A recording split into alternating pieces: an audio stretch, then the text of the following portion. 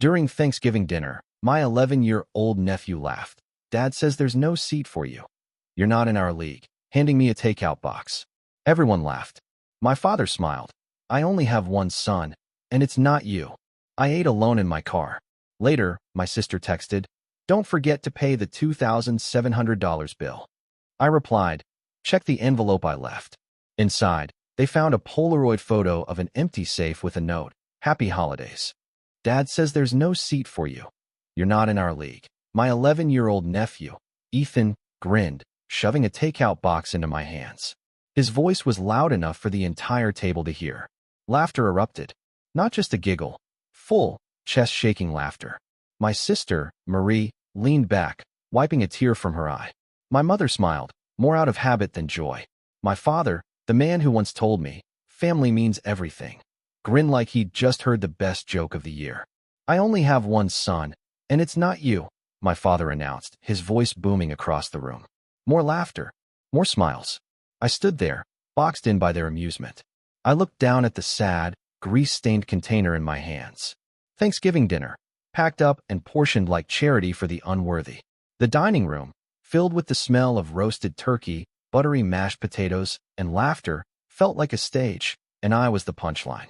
I walked out without a word. Not because I had nothing to say, but because they didn't deserve to hear it. The crisp November air hit my face as I stepped outside. My car was parked a few houses down, tucked between shadows like it didn't belong. I slid into the driver's seat, the cold leather biting against my back. There, in that quiet isolation, I opened the takeout box. Dry turkey, a spoonful of mashed potatoes that had already begun to harden. Gravy, congealed in a corner like a sad afterthought. I forced down a few bites, not because I was hungry, but because I needed to feel something other than the hollow ache clawing at my chest. My phone buzzed. "Marie, don't forget to pay the $2,700 bill." Of course, I was always useful to them in one way.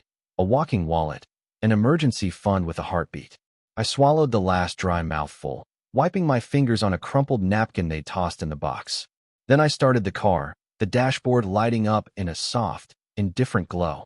Before I drove off, I pulled out an envelope from the glove compartment. A simple, white envelope I had left on the sideboard by the dining room before they even noticed I was gone. Inside it, a Polaroid photo, an empty safe, and a note in my handwriting. "Happy Holidays." It started with a text. A simple, thoughtless text. "Can you cover Mom's medical bill? Just $480. You know how hard things are right now. Marie." I stared at it, the fluorescent glow of my phone making the message burn into my eyes. Hard times. That was the theme of our family, wasn't it? Their hard times, my responsibility. I didn't even ask what the bill was for. I knew the game. I transferred the money, sent the receipt, and got back to work. Another dent in my account, another debt I'd never be repaid. But it didn't stop there. 2 days later, it was Dad. "My car broke down. Can you send $700? I'm too old to deal with this stuff." A week after that, Marie again. "Can you pay off my credit card? Just this once. They're charging me crazy interest." By the end of the month, I had wired them over $3,000. No thank yous. No explanations. Just another wave of problems for me to solve. I told myself it was temporary, a rough patch. Families help each other. But then I saw it. A photo on Facebook. My father, my mother, and Marie, smiling at a lakeside cabin, all dressed in matching sweaters. The caption read, "Our beautiful family, making memories together." I wasn't in the photo. I wasn't even mentioned. But I recognized that cabin. I had paid for it. I had covered Marie's credit card debt, which wasn't debt at all. It was a weekend getaway. I felt the room around me shrink, my chest tightening. I wasn't part of their memories. I was just their ATM. I didn't say anything. I didn't call them out. I just watched. And then the messages turned cruel. A screenshot landed in my inbox. A family group chat, one I wasn't in. "Marie, he thinks he's better than us just because he has money. Dad, he's only useful when he pays. He should be grateful we still talk to him. Mom, he's just going through a phase. He'll come back like always." I stared at it, my pulse pounding in my ears. I scrolled up, the bile in my stomach rising. Message after message, jokes about me, complaints, even insults. Marie, if he wasn't such a loser, maybe he'd have a real family by now. Dad, maybe we should ask him for money and cut him off when he's broke. My own mother laughed at that one. "Don't be mean. He's not that dumb. I was a walking joke to them. The fool who kept their lights on, paid for their trips, covered their mistakes. But the final message was the dagger. Marie, if he complains, we'll just tell him mom is sick again. Works every time. They used my mother's health as a weapon. A lie. They had turned her into a pawn, and me into a fool. I still didn't say anything. I didn't give them the satisfaction of knowing they'd been caught. Instead, I went silent. I didn't answer their calls. I didn't respond to the desperate texts. I just watched as they tried different tactics. Mom is worried about you. Are you okay? Dad, please just talk to us. We love you. Marie, I need you. Family is everything. Mom. But their love was as fake as the sympathy in those messages. And then the public humiliation came. A photo of me from last Thanksgiving. I looked tired, leaning back in a chair, caught off guard. The caption on Dad's profile. Sometimes family can be so ungrateful. Over 30 comments. My cousins laughing. Family friends adding their thoughts. Wow, some people forget where they came from. Must be nice being too good for family now. Guess success makes you selfish. The photo had over 100 likes. 100 people convinced I was the problem, that I had turned my back on the family who raised me. But it wasn't over. A few nights later, my phone buzzed at 2 a.m. I was awake, staring at the ceiling, letting the darkness keep me company. Marie, fine. You want to act like a stranger? You'll regret it. By the next morning, I got a call from my boss. Hey, someone's been calling the office, saying you're unstable. They claimed you've been harassing them. I knew it was them. But I didn't panic. I started collecting. Screenshots, texts, bank transfers, the Facebook post, their fake sympathy, the cruel jokes, the false accusations. I compiled it all, building a mountain of proof. They had used me. They had laughed at me. And now, they were trying to destroy me. But they didn't know I was done playing their fool. The house was a picture of celebration. Balloons floated lazily against the ceiling. The dining table was packed with dishes, and Mom sat at the center, beaming, basking in the glow of her perfect family. Dad was cracking jokes. Marie was pouring wine, and I stood at the edge of it all, a polite smile plastered on my face. They thought I'd come back, that I'd forgiven them, that I was here to play the perfect son. I stayed quiet through the appetizers, watching them laugh, seeing the way they exchanged looks whenever I tried to speak. A silent agreement, let him talk, but never listen. A script they perfected. Finally, the cake arrived. Dad cleared his throat, raising his glass. To family, he began, his voice heavy with fake sincerity. We've had our ups and downs, but what matters is that we're together. Together? I echoed, a smile tugging at the corner of my lips. That's an interesting word. Mom's smile wavered. Dad's eyes narrowed. I brought you a gift, Mom. I reached into my coat pocket, pulling out a crisp, white envelope. Something honest. She hesitated, then took it, her fingers trembling slightly. With a forced smile, she pulled out the Polaroid photo. The picture of a cold, empty safe. The words scrawled beneath. This is all that's left of your love. The room froze. Dad's fork clattered against his plate. Marie's jaw dropped. What is this? Mom's voice was thin, barely above a whisper. It's the truth, I said, leaning back in my chair, calm as a storm building on the horizon. I know everything. I know how you laugh at me in your secret family chat. How you tell everyone I'm just an ATM with a heartbeat. Marie's face flushed. That's a lie. Is it? I pulled out my phone, tapping the screen. Let's read some of your messages, shall we? I cleared my throat, my voice cutting through the tense silence. He thinks he's better than us just because he has money. Marie, he's only useful when he pays. He should be grateful we still talk to him. Dad, don't be mean. He's not that dumb. You, Mom.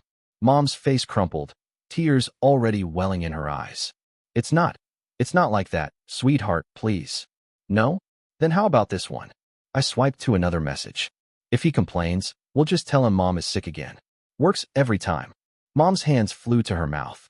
Dad's fists clenched on the table. You're just here to ruin everything. Marie snapped, standing up so fast her chair tipped over. Ruin? I laughed. No, Marie. I'm here to show you what you've ruined. I reached into my bag, pulling out a small stack of papers. You see, this isn't just about your messages. It's about this. I slapped the papers onto the table, and the room seemed to shrink. I know why the safe was empty. Because I emptied it. On Thanksgiving. While you laughed at me from your cozy dining room, I was in the study, unlocking your precious secrets. Dad went pale. You had no right. No right. Raised my voice, sharp and unyielding. No right to the truth? No right to know that the woman I called Mom isn't even my mother? Mom's face turned ashen. Marie staggered back. These are letters, I continued, holding up the crumpled, yellowing pages. Letters from my real mother. The one you forced out of my life. The one who tried to reach me, but you kept everything from me. Stop it. Dad's voice was a snarl now, his bravado crumbling. Put those away. Why? Afraid of the truth? I threw the letters onto the table, pages scattering like autumn leaves. She begged to see me. She wrote for years. And you hid it all. Tears streamed down Mom's face. We were protecting you. Protecting me? I spat. Or protecting yourselves? And it gets better, I continued, pulling out another stack of papers. Documents in my name. Loans, debts, credit cards I never opened. Because my father, the man who preaches family, was using me as his financial lifeline. Dad lunged forward, but I stepped back. Don't you dare. You stole from me. You forged my signature. You turned me into your personal bank account. Marie was sobbing now. This isn't real. It's a setup. You forged all this. Did I? I shot back. Or are you just angry I finally saw through you? And then the front door opened. All eyes turned, and for a moment, the room was suspended in silent horror. A woman stepped inside, mid-50s, elegant, with weary eyes that immediately found mine. Hello, James, she said, her voice gentle but unwavering. Dad's face drained of color. No, you can't be here. She's here because she always should have been, I said, walking over to stand beside her. Meet my real mother. The woman you lied to, the woman you erased. Mom let out a sob, collapsing into her chair. You told me you didn't want to see me, the woman whispered, her voice shaking. You said he forgot about me. Dad clenched his fists. Get out. Both of you. But I didn't move. I stared him down. I spent my whole life thinking I was the problem, that I wasn't good enough. But now I know the truth. I wasn't part of your family. I was your victim. I turned to my mother. No, to the woman who had lied to me my whole life. And you helped him. You watched it all. You chose his lies over my life. I had no choice, she sobbed. I didn't want to lose you. But you never had me, I whispered. Not really. Silence settled, thick and suffocating. The perfect family shattered in the glow of birthday candles. I looked around the room one last time. At the broken woman who called herself my mother. At the father who was nothing more than a thief in a father's clothes. At the sister who saw me as nothing but a wallet. I'm done with you, I said, taking my real mother's hand. I was your fool. Your joke. But now? Now I'm free. And without another word, I walked out of that house. Not just out of the room, out of their lives. The echo of the judge's verdict still rang in my ears as I walked out of the courthouse. The midday sun hit my face, but all I could feel was the weight lifting off my shoulders. My father was officially convicted, guilty of fraud, forgery, and identity theft. He was ordered to repay me $145,000, every cent they had taken, stolen, or manipulated from me. The total amount hit like a slap. Dad had always made me feel like I owed them, like my success was somehow their victory, but now the court had spoken. Every dollar I spent on their rent, on their trips, on Marie's credit card debts, it was all coming back to me. As I walked down the courthouse steps, I saw them, Mom, Dad, Marie. Dad looked like a caged animal, rage seething just below the surface. Mom was weeping into a tissue, and Marie just stood there, looking at the ground. I didn't break stride as I walked past them. I had nothing left to say. You ruined us. Marie's shriek cut through the hum of the city noise. I didn't stop. Didn't look back.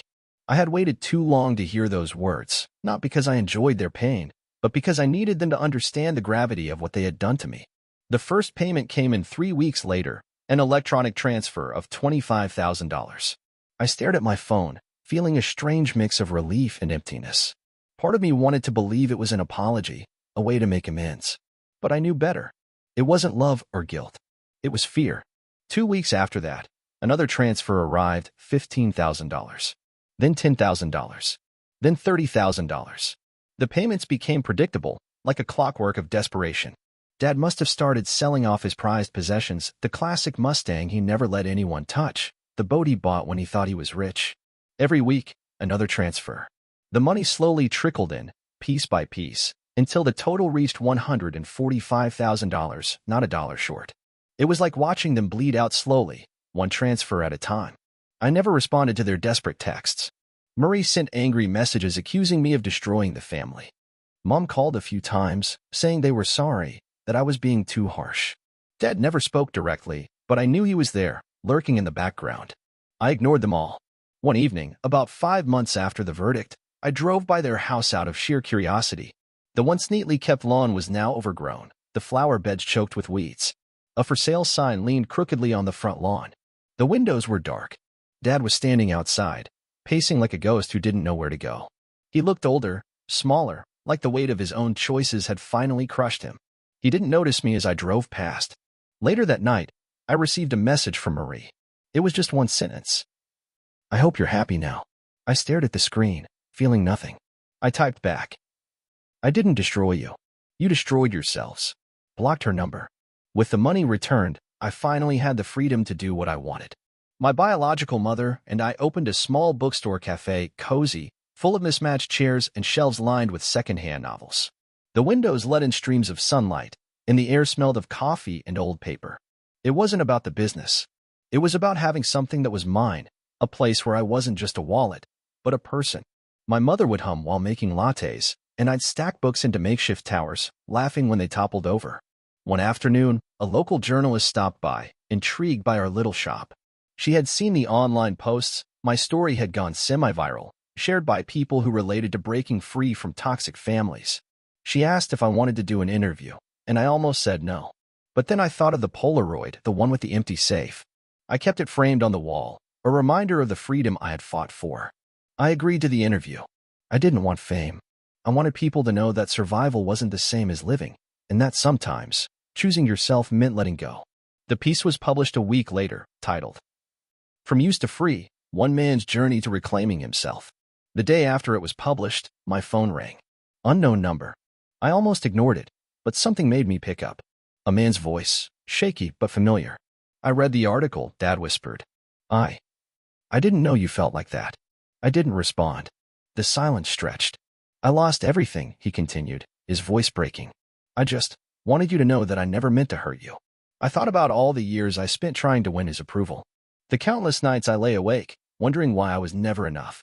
Now, I finally had the answer. It wasn't about me. It was about him. His failures. His ego. "Dad," I said calmly, "I forgave you a long time ago, but I will never let you back into my life." He tried to respond, but I hung up, blocked the number. That night, I locked up the cafe and looked at the framed Polaroid one last time. I didn't need the reminder anymore. I took it off the wall, wrapped it in newspaper, and tucked it into a drawer. As I left, I glanced back at the darkened shop. It wasn't just a business. It was proof that I had taken back my life. Walking down the quiet street, I felt lighter, as if every step pulled me further from the shadows of my past.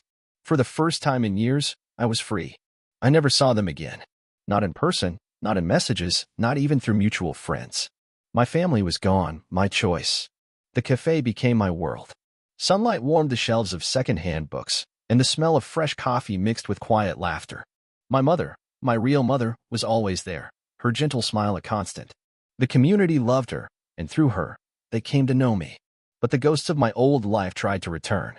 Mom's Facebook posts were desperate. Our son turned his back on us. Marie's were dramatic. We did everything for him, and he destroyed us. But I didn't react. I didn't reply. I blocked them all. They shouted into a void. Instead, I watched my world grow. The cafe hosted poetry nights, book signings, and our Instagram page gained thousands of followers. Strangers sent me messages. "I was in a similar situation. Your story gave me the courage to walk away. My parents used me like yours did. Thank you for showing me it's okay to say no." The $145,000 they were forced to repay became the lifeline for this life. I never flaunted it. I just lived. Finally, I felt peace.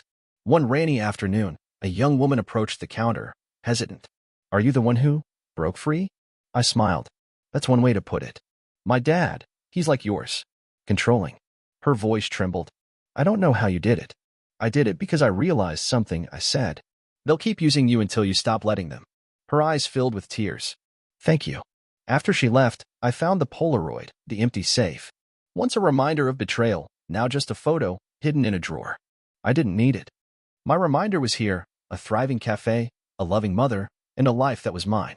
Sometimes, I heard whispers. Dad sold his house, moved to a tiny apartment. Marie tried to find help from distant relatives, but they knew the truth. Mom blamed me for everything, But no one listened. They were fading memories, shadows. My phone was quiet. My days were peaceful. And every time I looked at my mother, I remembered that I hadn't just escaped a toxic family, I had found a real one.